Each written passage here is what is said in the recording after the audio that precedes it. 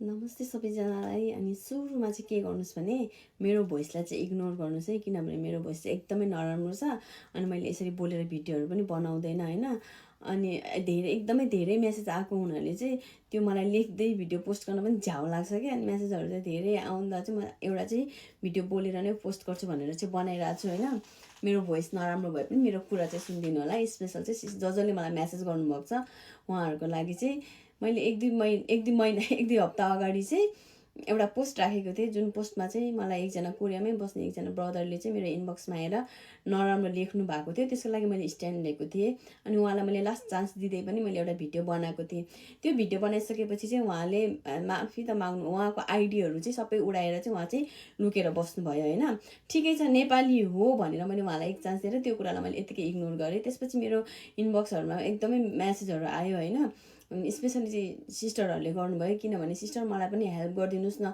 मलाई मेरो कम्पनीमा चाहिँ आफ्नै नेपाली दाइले चाहिँ, उहाँ चाहिँ म्यानेजर हो, पुरानो कम्पनीमा पुरानो हो। मलाई चाहिँ एकदम नराम्रो हरकतहरू गर्नुहुन्छ, काम गर्दा पनि हेप्ने अनि नराम्रो यस्तो टचहरू गर्न खोज्ने भनेर चाहिँ त्यस्तो मेसेजहरू एकदम धेरै।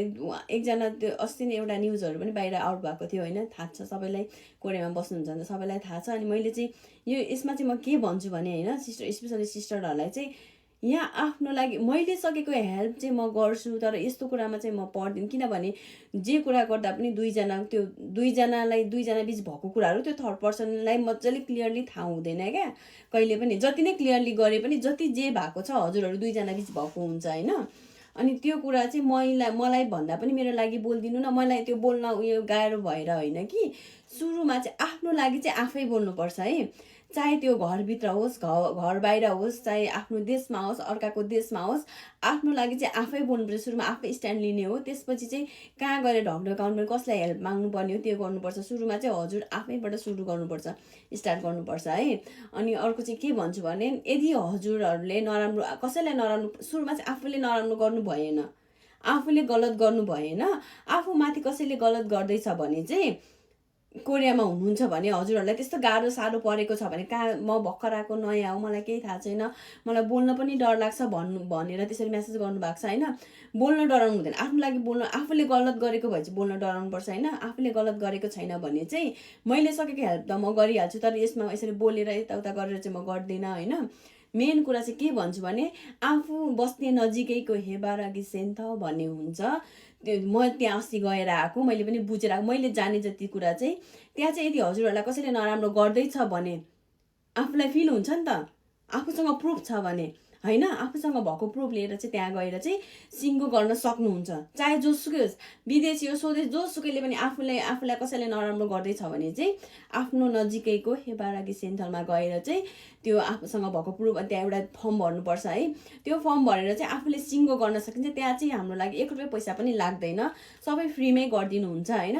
त्यहाँ चाहिँ यहाँकै कोरियाकै उहाँ वकिलहरू हुनुहुन्छ, भित्र हुनुहुन्छ, बसेको हुनुहुन्छ, उहाँहरूले चाहिँ फ्रीमै सर्भिस गरिदिनुहुन्छ। ढुक्क भएर चाहिँ जानुस् होइन, त्यहाँ जानुस्, हेबारागी सेन्टरमा जानुस्।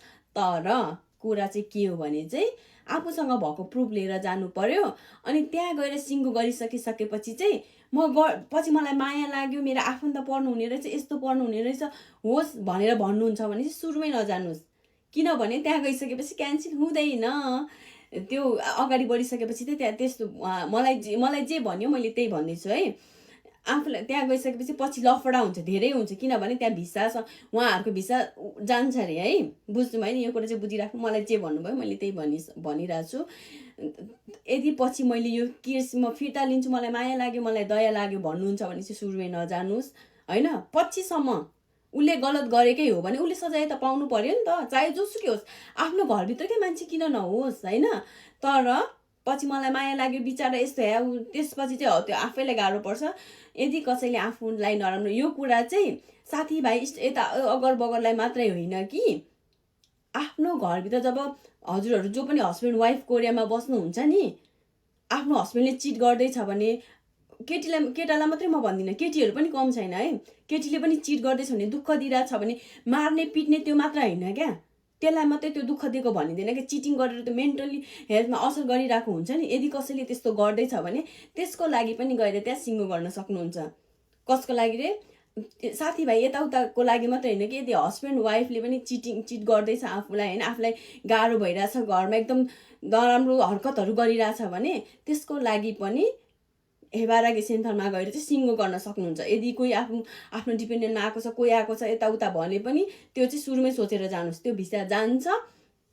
र यदि कोही आउनु जस्तै मलाई मेरो नेपाली भन्ने म्यानेजरले नै मलाई यस्तो गरे, नराम्रो गरे, सिस्टर मेरो लागि बोलिदिनुहोस् न, मेरो लागि यस्तो लेखिदिनुहोस् न भन्नुहुन्छ नि, सुरुमा आफ्नो लागि आफै स्ट्यान्ड लिनुहोस्। अनि त्यसपछि कहाँ गएर सुरुमा त त्यो पुलिसहरू यताउता त्यो पुलिसहरू पनि आउनुहुन्छ आउन चाहिँ, तर पुलिसहरूमा जानुभन्दा पनि सबभन्दा बेटर चाहिँ कहाँ रहेछ मलाई पनि थाहा थिएन, मैले पनि गएर बुझेर आएपछि चाहिँ थाहा भएको होइन। हेबारागी सेन्टर जहाँ गएर चाहिँ हामीलाई फ्रीमा सर्भिस हुन्छ। यति फेसिलिटी हुँदै पनि घरमा कोही बसेर रुएर चिच्याएर गरेर मलाई भन्ने होइन, आफ्नो लागि आफै घरभित्र होस् घर बाहिर होस्, हजुरको बुढीले चिट गरेको होस्, बुढाले चिट गरेको होस्, कमाएर दिएन अगर बगर सबै त्यहाँ हुन्छ। र फ्रीमा साङनाम पनि हुन्छ हजुरहरूलाई। बुढाबुढीको रिलेसनमा नराम्रो भइरहेछ भने नि फ्रीमा साङदाम पनि हुन्छ। र पैसा तिरेर एक घन्टा 40-50 मिनटको खुमानन सिपमाननदेखि लिएर त्यसरी साङदाम गर्ने सेन्टरहरू पनि छ। यदि दुईजना बस्दै नसक्ने झगडा भएर होइन यस्तो भइरहेछ, लाइफमा नराम्रो टाइम चलिरहेछ भने, अब बस्दै नसक्ने हो भने चाहिँ गएर त्यो गर्दा पनि हुन्छ। तर म केही मेरो आफ्नो रिलेसनमा केही सुधार ल्याउँछु भनेर गर्नुहुन्छ भने साङदाम पनि हुन्छ, त्यो पनि फ्रीमा हुन्छ है। मैले बुझे अनुसार चाहिँ फ्रीमा पैसा तिरेर गर्ने पनि हुन्छ, यहाँ कोरियाले फ्रीमा गर्ने सर्भिस पनि हुन्छ। तर त्यो चाहिँ पुलिस चौकीमा पहिला सिङ्गो भइसकेपछि त्यसपछि आउने कलहरू चाहिँ त्यस्तो हो, मैले जति पनि देखेँ बुझे अनुसार, वरिपरि देखे अनुसार होइन। अनि हेबारागी सेन्टर भन्ने चाहिँ कोही साथीभाइको लागि मात्रै होइन कि आफ्नो बुढाबुढी बिच नराम्रो अब हुन्छ नि त, कति कुरा त होइन, कतिले देखाइरहनु भएको छैन, कति सहेर बस्नु भएको छ। म केटालाई मात्र पनि दोष दिँदिनँ, केटीलाई मात्र पनि दोष दिँदिनँ, दैले पनि होइन गलत दुई पक्षबाटै हुन्छ। तर कसले बढी गर्यो, कसले कस्तो हरकत गर्यो भन्नेमा गल्ती जहिले पनि दुईजनाको हुन्छ होइन। अनि त्यो बुढाबुढीको रिलेसन पनि नराम्रो छ। यदि कसैले चिट गरिरहेछ भने बुढीलाई गाह्रो पिट्नु, मैले भने नि कोरियामा त्यसरी पिट्न त पाइँदैन होइन। यदि पिटिरहेछ गरिरहेछ, पिट्ने मात्रै होइन कि मेन्टली टर्चर दिइरहेछ भने पनि त्यसको लागि पनि सिङ्गो गर्न सक्नुहुन्छ। कहाँ रे हेबारागी सेन्टरमा। मैले सुनेको बुझेको चाहिँ यति नै हो।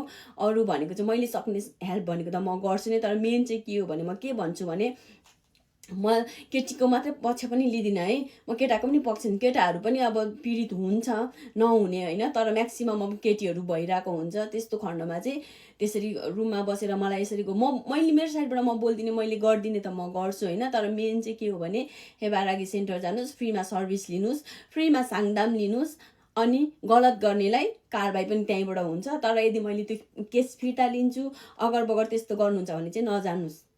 अहिले नै भनेछु, त्यो ठाउँमा त्यो अरू त्यो अपरिचित मान्छे होस्, चिनेको मान्छे होस्, आफ्नै बुढा होस्, आफ्नै बुढी होस्, जसलाई पनि अनि भिजामा प्रब्लम आउँछ हरे, त्यो सबै यति सबै सुनेर चाहिँ ओके भनेर भन्नुहुन्छ भने चाहिँ जानुहोस् होइन। मलाई धेरै म्यासेज आएर चाहिँ मैले खासमा मलाई यसरी बोलेर म लेख्दै पनि हाल्न सक्थेँ नि त, तर त्यो झ्याउ लाग्छ क्या मलाई। यसै पनि म सन्चो पनि छैन, त्यही पनि अब ड्युटी त्यही हो, कोरियाको सबैजनाको त्यही हो होइन। आज चाहिँ मैले म आउने बित्तिकै ड्युटीबाट आउने बित्तिकै घर जाने बित्तिकै एउटा भिडियो बनाएर पोस्ट गरिदिन्छु।